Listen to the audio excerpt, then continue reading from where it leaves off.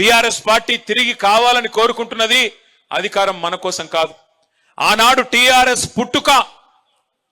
TRS పుట్టుక చరిత్రలో ఒక అనివార్యమైన పరిస్థితిలోంచి వచ్చిన ఒక సందర్భం. ఇవాళ కూడా తిరిగి బీఆర్ఎస్ కు అధికారం కావాలని కోరుకోవడం మన కోసం కాదు, తెలంగాణ కొరకు ఒక చారిత్రక అవసరం ఖచ్చితంగా ఉన్నది. ఈ కర్కశ కాంగ్రెస్ పాలనను ఖచ్చితంగా మళ్ళీ వీళ్ళ పీడను వదిలించాలంటే గులాబీ జెండాతోనైతే తప్ప ఇంకో జెండాతోని కాదు అనే మాట ఇవాళ ప్రజలు గుర్తించినారు. అందుకే ఎక్కడ పోయినా ఈ 15 నెలల్లో, ఎక్కడికి పోయినా ఈ 15 నెలల్లో, సరే మనం దెబ్బతిన్నాం, అసెంబ్లీలో ఓడిపోయినాం, ఉమ్మడి నల్గొండ జిల్లాలో ఒక సూర్యాపేట తప్ప 11 స్థానాలు కోల్పోయినాం. పార్లమెంటుకు పోయినాం, పార్లమెంట్లో 2 సీట్లు ఓడిపోయినాం. మొత్తం రాష్ట్ర వ్యాప్తంగా 1 సీటు కూడా రాలేదు.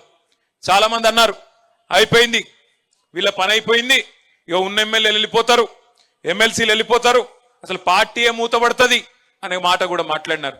కానీ ఒక ఫినిక్స్ పక్షి కదా, ఎట్లా లేసి మళ్ళీ ఆకాశాన్ని అందుకునే విధంగా అద్భుతంగా తన పోరాట పటిమతోని ముందుకు సాగుతుందో అదే విధంగా ఇవాళ కదం దొక్కి అటు కాంగ్రెస్ కు ఇటు బీజేపీకి కాలరాత్రులు చూపెడుతున్న మీ అందరికీ హృదయపూర్వకంగా తలలు వంచి శిరస్సు వంచి నేను నమస్కారం చేస్తా ఉన్నా. హైదరాబాద్ లో ఉన్న మేము ఒక్క నిరసన కార్యక్రమానికి పిలుపునిస్తే ఇవాళ క్షేత్రస్థాయిలో కేసులు పెట్టినా, ఎవడు బెదిరించినా, ఎవడు ఏమన్నా భయపడకుండా పోరాడుతున్న మీ అందరికీ హృదయపూర్వకంగా నేను మళ్ళొక్కసారి శిరస్సు వంచి నమస్కారం చేస్తా ఉన్నా. ఇది సామాన్యమైన విషయం కాదు మీరు చేస్తున్న పోరాటం. ఎందుకంటే మీరు చూస్తా ఉన్నారు, ఒక వికృతమైన మనస్తత్వం కలిగిన ముఖ్యమంత్రి. నిజంగా నేను అనుకున్నా చిన్న వయసులో ముఖ్యమంత్రి అయిండు, అదృష్టం బాగుంది, మరి పర్సనాలిటీ పెంచుకుంటాడేమో అనుకున్నా. ఎవరు? రేవంత్ రెడ్డి. ఏ చిన్న వయసులో 53-54 ఏళ్లకే జాక్ పాట్ తలిగింది, తాంతే గారల బుట్టలు పడ్డట్టు పోయి ముఖ్యమంత్రి అయిండు. సరే, ఆయన అదృష్టం బాగుంది, పర్సనాలిటీ పెంచుకుంటాడేమో అనుకున్నా. కానీ రేవంత్ రెడ్డి కథ ఎట్లుందంటే పర్సనాలిటీ పెంచుకున్నాడు మీద లేదు ఇంట్రెస్ట్, పర్సెంటేజ్లు పెంచుకున్నాడు మీదనే ఉంది ఆయన కథ అంతా. ఢిల్లీకి మూటలు పంపాలే, పదవి కాపాడుకోవాలి తప్ప వేరే ఫికర్ లేదు. ఎన్ని మాటలు చెప్పిండ్రండి, ఎన్ని రకాల అబద్ధాలు చెప్పిండ్రు. మొన్న ఒక మిత్రుడు వచ్చినాడు, మీ నల్గొండ జిల్లా వాసే, బాగా రాస్తాడు, మంచి రైటర్, ఇక పేరెందుకులే కానీ ఆయన వచ్చి, ఆయన ప్రభుత్వ ఉద్యోగంలో ఉన్నాడు, ఆయన వచ్చినాడు. కొద్దిసేపు ఏదో ముచ్చట పెడుతున్నాం. నేను అడిగిన, అన్నా మరి ఏమైందే మీ నల్లగొండలో? కేసీఆర్ గారు చరిత్రలో ఎన్నడూ లేని విధంగా నల్లగొండని ఇంత బ్రహ్మాండంగా చేసిండు కదా, టైలెండ్ గ్రామాలకు నీళ్లు రాకపోతుండే, గోదావరి నీళ్లను కాళేశ్వరం ప్రాజెక్టు కట్టి తుంగతుర్తి, ఇక్కడే ఉన్న సూర్యాపేట, కోదాడలోని చివరి మడి దాకా నీళ్లు తీసుకొచ్చి 2.5 లక్షల ఎకరాలకు 2 పంటలకు నీళ్లు ఇచ్చిండు కదా, ఏమైంది అని అడిగిన. అట్లే ఒక్క మెడికల్ కాలేజీ లేని నల్లగొండ ఉమ్మడి జిల్లాకి 3 మెడికల్ కాలేజీలు ఇచ్చిండు కదన్నా, ఏమైంది అని అడిగిన. దామెరచెర్ల లాంటి అద్భుతమైన విద్యుత్ కేంద్రం కట్టిండు. మొత్తం తెలంగాణలోనే ఉన్న ఒకే ఒక్క అల్ట్రా మెగా పవర్ ప్రాజెక్టు ఒక టౌన్షిప్పే కట్టినాడు. మరి అంత పెద్దది కడితే మిర్యాల కూడా ఎందుకు పోయింది అని అడిగిన. ఆలేరులో, భువనగిరిలో మరి ఆ సుప్రసిద్ధ ధార్మిక క్షేత్రమైన యాదాద్రిని అంత అద్భుతంగా బహుశా మనం ఎవ్వరం కూడా కలగనని విధంగా అద్భుతంగా తీర్చిదిద్దిండు కదా, అదెందుకు పోయింది అని అడిగిన. ఆయన ఏం చెప్పిండో తెలుసా నాకు? అన్న ఏం లేదే, మీరేమనుకోనంటే క్లుప్తంగా రామాయణం కదా, కట్టే కొట్టే తెచ్చి అని చెప్తారు కదా 3 ముక్కల్లో, నేను కూడా అట్లే చెప్తా అన్నాడు. చెప్పు అన్న.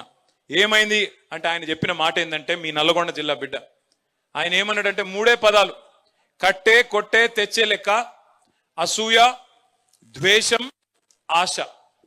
అసూయ ద్వేషం ఆశ, ఈ 3 పనిచేసినాయి అన్న అన్నాడు. అంటే ఏంది అని నేను.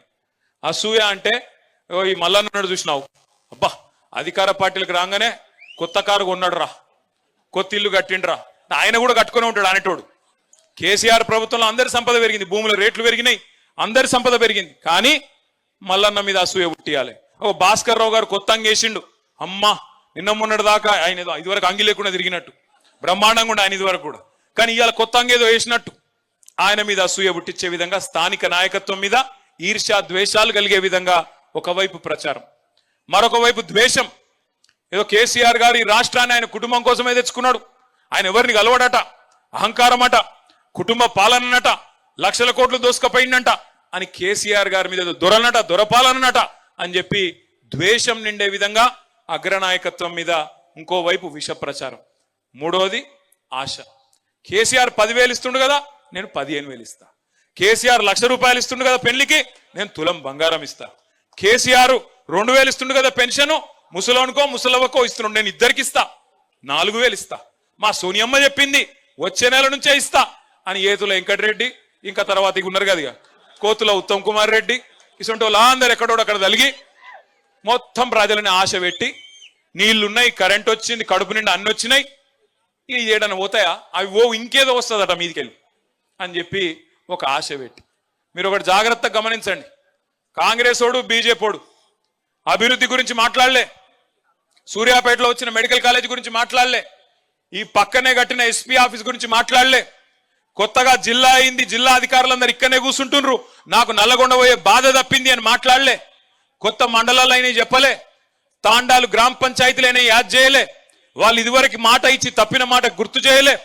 కానీ ఏం చేసినారు, అసూయ, స్థానిక సర్పంచ్, ఎమ్మెల్యే దాకా కూడా కాదు, సర్పంచో ఎంపీటీసో జెడ్పీటీసో ఆయన ఇల్లు చదువుకుంటే కూడా చూసినావురా బగ్గ సంపాదిస్తుండు వీడు, ఈ ఎమ్మెల్యే ఎంత సంపాదిస్తుండో, ఇటువంటి ఇచ్చుకం బుచ్చుకం మాటలు మాట్లాడి రాష్ట్రంలో అందరి సంపద పెరిగింది.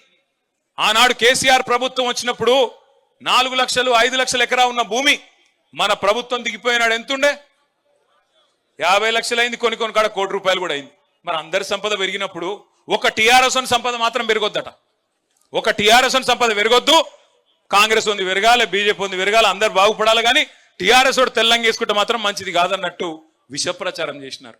కేసీఆర్ అహంకారం అని, దొరాని, ఇదని అదని అడ్డం పొడుగు మాట్లాడి, యూట్యూబ్ లో పనికిమాలిన చెత్త మాట్లాడి, పనికిమాలిన తిట్లని తిట్టి, ఇష్టం వచ్చిన విష ప్రచారం చేసి, ఇవాళ అదే యూట్యూబ్ వాళ్ళని గుడ్డలు కూడా తీసుకొడతా అంటున్నాడు ముఖ్యమంత్రి.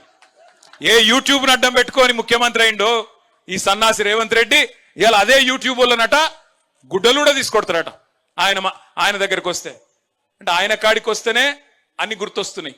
ఇదివరకేమో ఎవ్వరికి ఇక భార్యలు లేరు, పిల్లలు లేరు, ఈయనొక్కలకే ఉన్నారట. ఇదివరకేమో ఎవరిని పడతా వాళ్ళని ఏది పడతా అనొచ్చు. ఒక్కొక్క కాన్స్టిట్యున్సీకి వచ్చి ఒక్కొక్క నాయకుడిని ఎంత అన్యాయంగా, ఎంత నీచాతి నీచంగా, ఎంత నికృష్టంగా, మాట్లాడలేని భాషలో వికృతంగా మాట్లాడి ప్రజల మనసులు ఖరాబ్ చేసి, నెత్తి ఖరాబ్ చేసి, లేని ఆశ పెట్టి, దురాశ పెట్టి అధికారంలోకి వచ్చినాం. ఇంకా ఘోరం ఏంటంటే, నేను ఆ డిప్యూటీ సీఎం మాట్లాడుతుంటే నవ్వాలనో ఏడవాలనో తెలియదు. ఆయన ఇది ఉత్కృష్టమైన బడ్జెట్ అట, అద్భుతమైన బడ్జెట్ అట. నాకు ఒకటే గుర్తొచ్చింది, ఈ మధ్యన దేశపతి శ్రీనివాస్ గారని మన ఎమ్మెల్సీ ఉంటాడు, ఆయన ఒక మంచి పాట రాసిండు, గోవింద గోవింద 6 గ్యారంటీలు గోవింద అని. చూసి ఇన్నరా ఎప్పుడైనా పాట? అది తులం బంగారము, రైతు బంధు, అది మొత్తం గుర్తొచ్చింది నిన్న నాకు. ఒక్కటంటే ఒక్క పథకం లేదు నిన్న బడ్జెట్లో.